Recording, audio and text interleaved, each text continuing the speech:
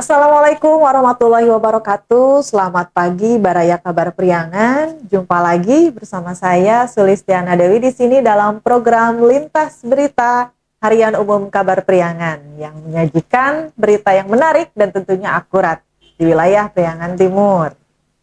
Baik, nih Baraya Kabar Priangan. Hari ini kita akan mengulas beberapa kabar yang sudah dimuat dalam Harian Umum Kabar Priangan edisi Senin 21 Oktober tahun 2024. Ini secara menarik dan juga tentunya akurat ya Baraya Priangan.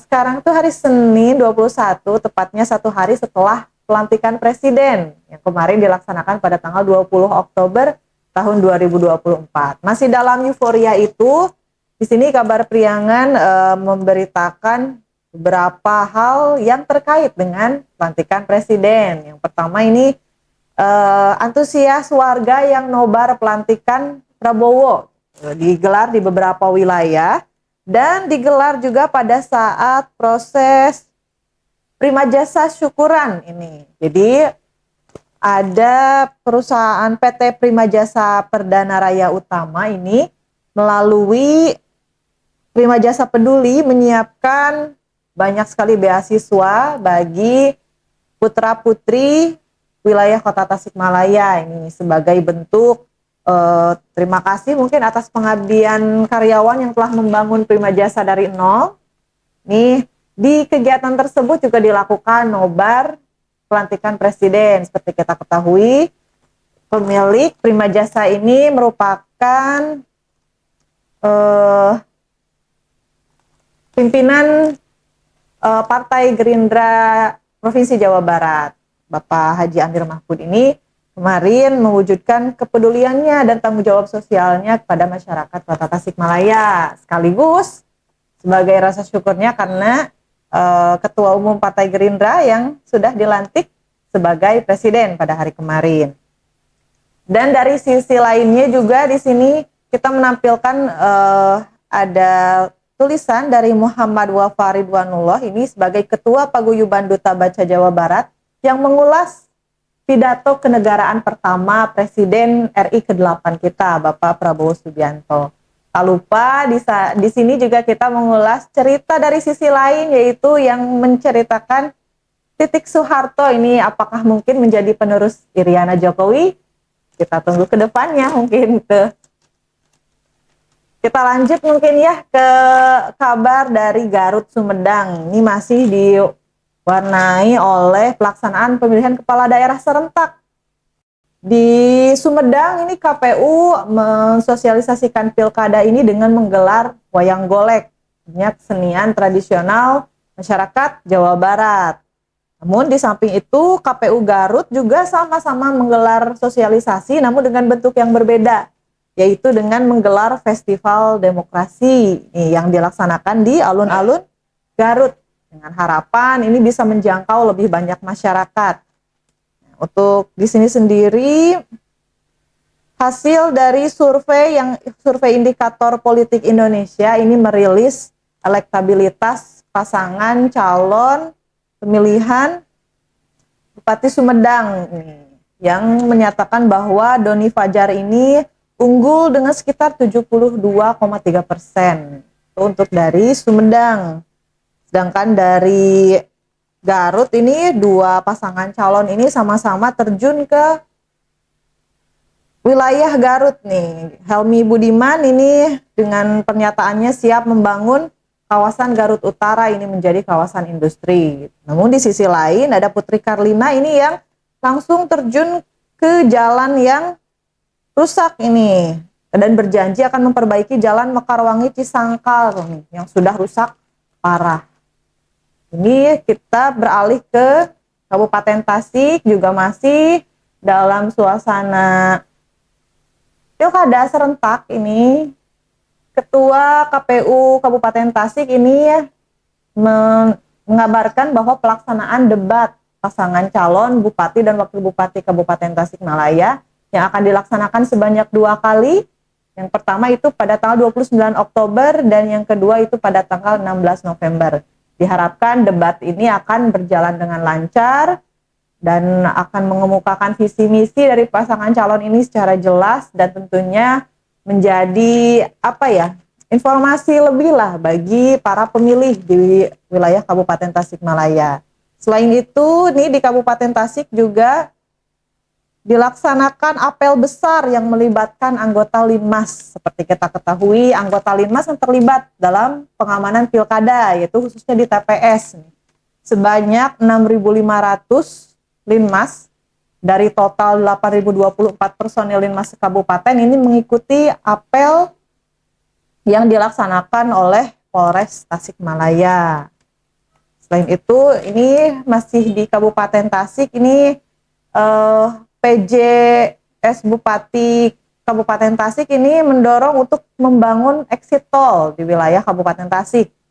Tujuannya tentu untuk membangun di sana, berkontribusi sebagai pembangunan ekonomi mungkin ya di sana. Dengan adanya exit tol, mudah-mudahan aksesibilitas menuju Kabupaten Tasik ini lebih mudah lagi. Jadi mendatangkan investor dan juga mendatangkan para wisatawan yang ingin berwisata ke daerah Kabupaten Tasik. Kita lanjut lagi. Ini dari Ciamis. Ini masih dengan informasi kota kosongnya. Ini pilkada melawan kota kosong di wilayah Kabupaten Ciamis. Di sini juga sempat dibahas adanya gerakan relawan mendeklarasikan gerakan kota kosong atau dikenal sebagai Gertak ini. Di sini mereka para relawan ini yang tergabung dari perwakilan dari masing-masing kecamatan ini hadir untuk mendeklarasikan bahwa mereka mendukung kota kosong, yaitu mendukung tidak terpilihnya salah satu-satunya calon bupati dan wakil bupati Ciamis. Bentuk gerakan ini mereka menyatakan sebagai simbol perlawanan terhadap pemilihan yang tidak memberikan pilihan kepada rakyat nih. Jadi karena diharapkan dengan gerakan ini masyarakat bisa mendapat pilihan yang lebih baik.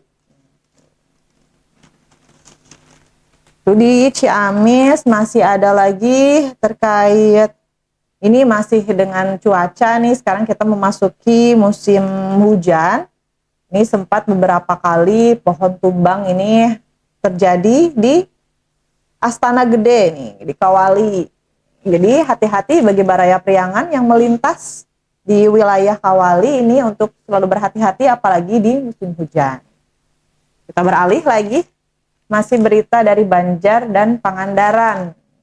Pangandaran dengan pariwisatanya ini ada info menarik, yaitu terkait Eco Green Tourism Green Canyon. Green Canyon ini sebagai salah satu primadona wisata juga di wilayah Pangandaran. Ini digandeng oleh PLN UID ini untuk mengembangkan potensi Eco Green Tourism. Seperti apa programnya? Kita ketahui kan di Green Canyon itu banyak perahu yang lalu lalang menyusuri sungai yang diapit oleh, sebutnya kalau orang Sunda cukang, artinya di situ cukang tanah kita kenal. Kan banyak tuh lalu lalang perahu. Nah, yang perahu ini kan menggunakan bahan bakar minyak. Nah, karena PLN UID ini sudah menggandeng pemerintah Kabupaten Pangandaran ini untuk melakukan Eco Green Tourism, jadi mengganti bahan bakarnya dan mengganti bahan bakar minyak yang digunakan untuk perahu ini dengan baterai listrik. Diharapkan ini dapat mengurangi emisi yang dihasilkan dari kegiatan wisatawan di sana, dan juga tentunya ini bisa menghemat biaya dan menjadikan wisata itu lebih terjangkau lagi, karena kita ketahui ini biaya untuk penggunaan baterai listrik ini lebih rendah daripada penggunaan BBM itu sendiri, dan juga tentunya ramah lingkungan ya.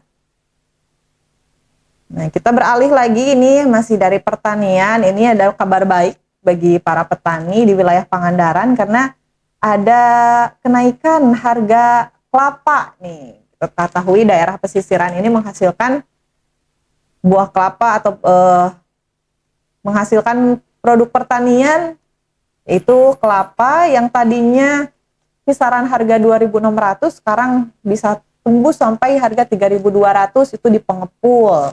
Jadi itu merupakan berkah tersendiri bagi para petani kelapa di Kabupaten Pangandaran.